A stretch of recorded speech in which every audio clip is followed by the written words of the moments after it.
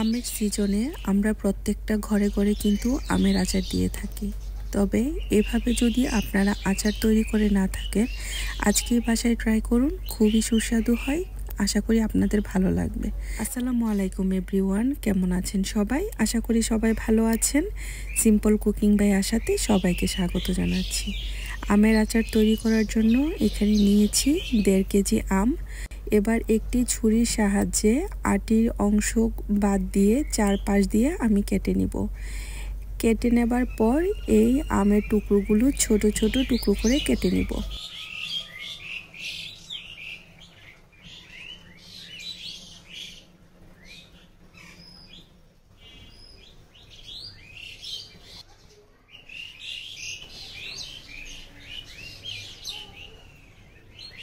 সবগুলো আম ঠিক একই সাইজে কেটে নিব। এভাবে কেটে নিলে আমি যখন ব্লেন্ডার করব এতে কিন্তু আমগুলো খুব সহজেই ব্লেন্ড হয়ে যাবে। এবার আচার তৈরি করার জন্য নিয়েছি বোম্বে মরিচ। এখানে 5-6টি বোম্বে মরিচ আমি নিয়েছি, আপনারা চাইলে কম বেশি করে নিতে পারেন। এবার ব্লেন্ডার জারের মধ্যে অল্প অল্প আম দিয়ে হালকা করে ব্লেন্ড করে নেব। আপনাদের হাতের কাছে যদি চপার থাকে চাইলে কিন্তু চপার দিয়েও আমগুলো এভাবে চপ করে নিতে পারেন। আমার যেহেতু হাতের কাছে নেই সেজন্য ব্লেন্ডারের মধ্যে আমগুলো দিয়ে কিন্তু সুইচটা শুধু 2 বার আমি অন করেছি, অন করে করে অফ করে দিয়েছি। এভাবে আধ ভাঙা করে আমগুলো ভেঙে নিয়েছি। এবার একটি ডিশের মধ্যে ছড়িয়ে দিব, তারপর একদিন পর্যন্ত রোদে দিব।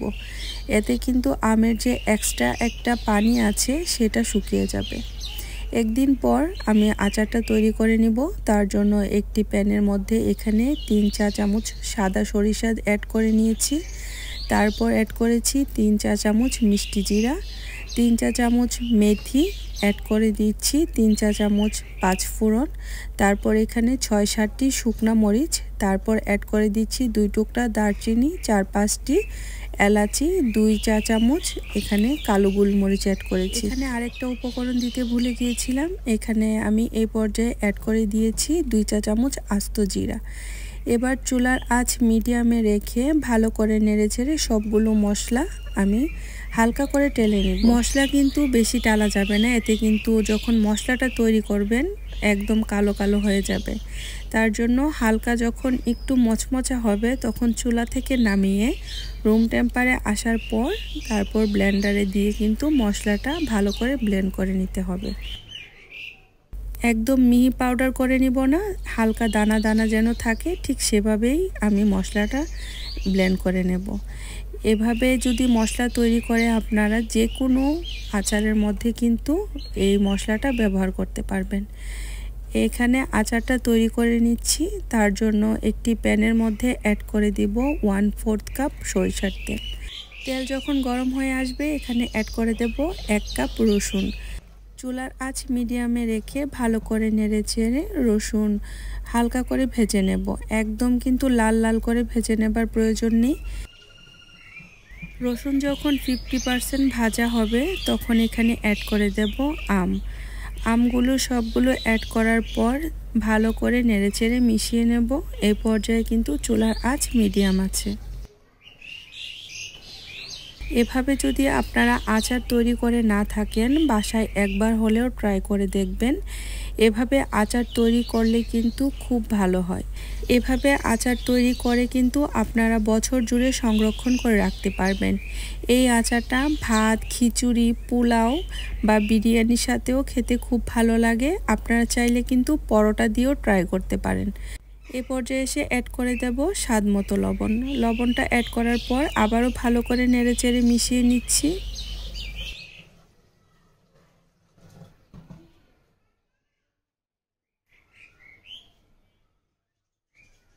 লবণ অ্যাড করার পর 5 মিনিট পর্যন্ত ভালো করে ভেজে নিয়েছি। তারপর এই পর্যায়ে অ্যাড করে দেব আমি যে মশলাটা তৈরি করেছিলাম সেই মশলাটা। এই মশলাটা সবটুকু অ্যাড করে দিচ্ছি। তারপর এখানে অ্যাড করে দেব কাশ্মীরি লাল মরিচের গুঁড়া। এটা জাস্ট সুন্দর একটা কালারের জন্য আমি অ্যাড করছি। এই কাশ্মীরি লাল মরিচের গুঁড়াটা 2 চা চামচ অ্যাড করেছি। তারপর আবারও ভালো করে নেড়েচেড়ে মিশিয়ে নিচ্ছি। চুলার আঁচ কিন্তু এই পর্যায়ে মিডিয়াম আছে, অনবরত নেড়েচেড়ে কিন্তু এই আচারটা তৈরি করতে হবে, নয়তোবা কিন্তু তলানিতে ধরে যাবে। আমার এই সিম্পল রান্নাগুলো যদি আপনাদের কাছে ভালো লেগে থাকে প্লিজ সবাই লাইক শেয়ার কমেন্টস করবেন।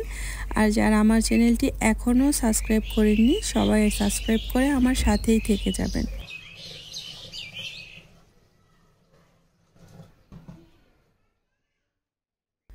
মশলা অ্যাড করার পর 5 মিনিট পর্যন্ত ভালো করে নেড়েচেড়ে আচারটা ভেজে নিয়েছি। তারপর এই পর্যায়ে অ্যাড করে দেব বোম্বে মরিচ। মরিচগুলো ছোট ছোট টুকরা করে কেটে নিয়েছি, আপনারা চাইলে কিন্তু মরিচগুলো আস্ত ব্যবহার করতে পারেন। তারপর এখানে অ্যাড করে দিচ্ছি 1/3 কাপ সাদা সিরকা। তারপর ভালো করে নেড়েচেড়ে সবগুলো উপকরণ মিশিয়ে নেব। এই আচারটা হলো টক ঝাল আচার, এটা বাসায় একবার হলেও ট্রাই করবেন। কাঁচা আম বাজারে ফুরিয়ে যাবার আগেই এই আচারটি বাসায় একবার হলেও তৈরি করে রেখে দিতে পারেন। আশা করি পরিবারের সবাই খুবই পছন্দ করবে। বোম্বে মরিচ আর সিরকা অ্যাড করার পর ভালো করে নেড়েচেড়ে আবারও 5 মিনিট ভেজে নিন। বেশ তৈরি হয়ে গেল মজাদার কাঁচা আমের টক ঝাল আচার। আচার যখন 5 মিনিট ভাজা হবে তখন চুলা থেকে নামিয়ে রুম টেম্পারে যখন আসবে কাচের জারে অথবা চীনামাটির জারে আপনারা সংরক্ষণ করে রেখে দিতে পারবেন। আজকে এই পর্যন্ত, পরবর্তী নতুন আরেকটু রেসিপির সাথে দেখা হবে ইনশাআল্লাহ। সবাই অনেক বেশি ভালো থাকবেন। আল্লাহ হাফেজ।